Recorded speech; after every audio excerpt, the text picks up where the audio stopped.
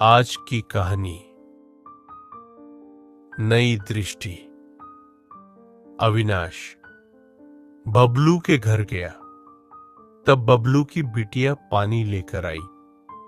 अविनाश ने उससे पूछा, बिटिया पढ़ती हो? हाँ अंकल। कितनी में? 8वीं में, बिटिया ने जवाब दिया।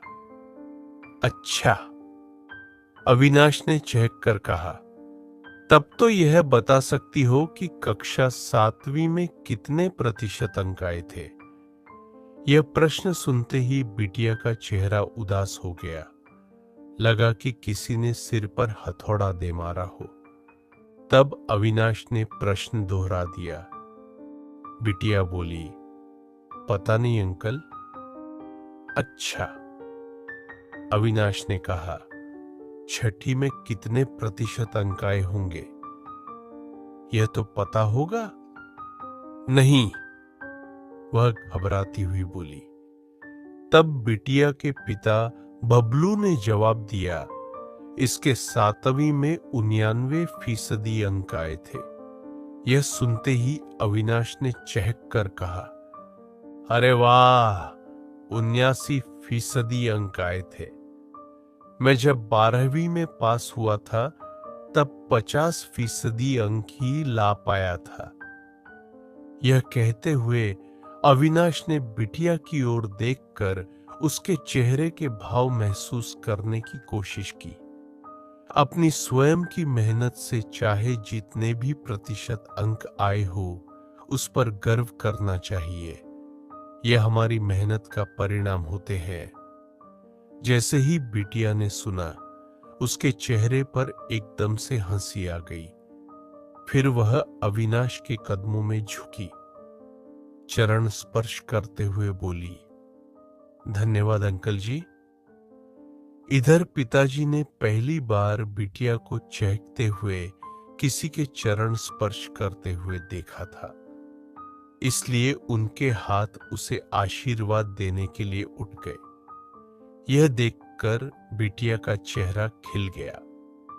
पापा, एक और कहानी सुनो बेटा। एक और कहानी एफर। विकारों के 5 गधे एक महात्मा कहीं जा रहे थे। रास्ते में वो आराम करने के लिए रुके। एक पेड़ के नीचे लेटकर सो गए नींद में उन्होंने एक स्वप्न देखा कि साधु ने व्यापारी से प्रश्न किया, इन गठरियों में तुमने ऐसी कौन सी चीजें रखी हैं जिन्हें ये बेचारे गधे ढो नहीं पा रहे हैं? व्यापारी ने जवाब दिया, इनमें इंसान के इस्तेमाल की चीजें भरी हैं। उन्हें बेचने में बाजार जा रहा हूं। साधु ने पूछा, अच्छा, कौन कौन सी चीजें हैं? जरा मैं भी तो जानूं। व्यापारी ने कहा, यह जो पहला गधा आप देख रहे हैं, इस पर अत्याचार की गठरी लदी है। साधु ने पूछा, भला अत्याचार कौन खरीदेगा? व्यापारी ने कहा, इसके खरीदार हैं राजा, महाराजा और सत्ताधारी लोग। काफी ऊंची दर पर बिक्री होती है इसकी। साधु ने पूछा, इस दूसरी गठरी में क्या है? व्यापारी बोला, यह गठरी अहंकार से लबालब भरी है और इसके खरीदार हैं पंडित और विद्वान। तीसरे गधे पर ईर्ष्या की गठरी लदी है और इसके ग्राहक हैं वे धनवान लोग जो एक दूसरे की प्रगति को बर्दाश्त नहीं कर पाते।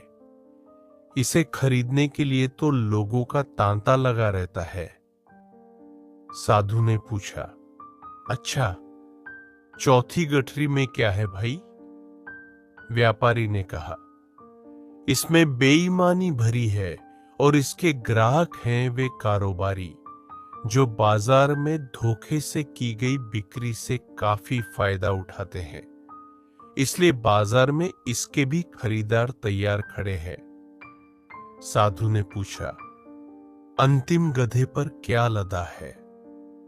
व्यापारी ने जवाब दिया, इस गधे पर छल कपट से भरी गठरी रखी है और इसकी मांग उन औरतों में बहुत ज्यादा है जिनके पास घर में कोई काम धंधा नहीं है और जो छल कपट का सहारा लेकर दूसरों की लकीर छोटी कर अपनी लकीर बड़ी करने की कोशिश करती रहती है।